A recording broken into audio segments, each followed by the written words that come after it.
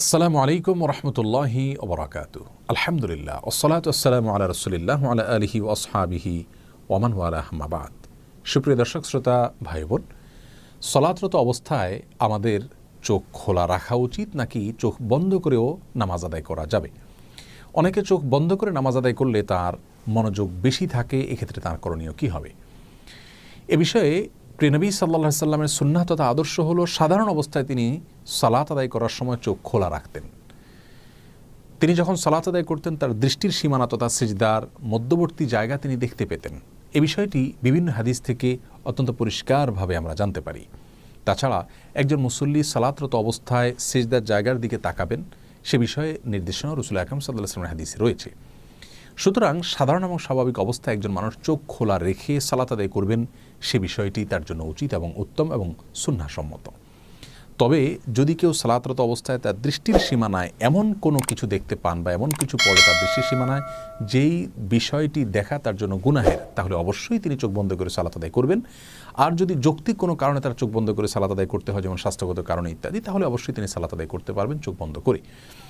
আর নিছক মনোযোগ ধরে রাখার জন্য তিনি চোখ বন্ধ করে সালাত আদায় করলে সেটি তার জন্য জায়েজ হবে কিনা, সে বিষয়ে ফোকায়ে কেরাম এবং আইম্মা এজামের দুটি মত রয়েছে। অনেক ফকিহ এবং ইমামগণ চোখ বন্ধ করে সাধারণ অবস্থায় সালাত আদায় করাকে মাকরুহ বলেছেন, অনেকে অনুমতি দিয়েছেন। যারা মাকরুহ বলেছেন তাদের যুক্তি হলো, প্রথমত রাসূল করিম সাল্লাল্লাহু আলাইহি সাল্লাম চোখ খোলা রেখে সালাত আদায় করতেন এবং মুসল্লিকে সিজদার দিকে তাকিয়ে সালাত আদায় করতে বলেছেন, বিধায় চোখ বন্ধ করে সালাত আদায় করাটা এই সুন্নাহ এবং হাদিসের পরিপন্থী। আর দ্বিতীয়ত কোনো কোনো বর্ণনা দ্বারা জানা যায় যে ইয়াহুদিরা চোখ বন্ধ করে ইবাদত করতো, সালাত আদায় করতো, বিধায় তাদের সঙ্গে যেন মিল না থাকে বা বৈপরীত্য থাকে, আমাদের ইবাদতের যেন স্বাতন্ত্র্য থাকে, সেজন্য আমাদের চোখ খোলা রেখে সালাত আদায় করা উচিত, চোখ বন্ধ করে সালাত আদায় করা মাকরুহ। আর যে সমস্ত ইমামগণ ফোকাহায়ে কেরাম মনোযোগ ধরে রাখার জন্য চোখ বন্ধ করে সালাত আদায় করাকে জায়েজ বলেছেন, তাদের যুক্তি হলো যে সালাতের মধ্যে মনোযোগের বিষয়টি অনেক বেশি গুরুত্বপূর্ণ। অনেক সময় মনোযোগ না থাকার কারণে সালাত অনেকটাই অর্থহীন হয়ে যায়, যার কারণে এই গুরুত্বপূর্ণ বিষয়টির খাতিরে যদি কারোর চোখ বন্ধ করতে হয় তাহলে সেটা একটা ওজর বলা যেতে পারে। এরকম ওজরের ভিত্তিতে তিনি অবশ্যই চোখ বন্ধ করে সালাত আদায় করতে পারেন।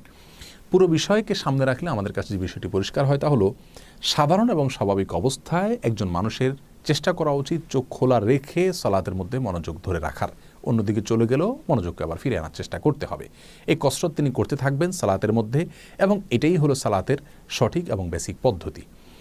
আর যদি তার দৃষ্টি সীমানার মধ্যে এমন কিছু পড়ে যে বিষয়টি তার মনোযোগে ব্যাঘাত সৃষ্টি করে, তাহলে অবশ্যই তিনি চোখ বন্ধ করে সালাত আদায় করতে পারবেন।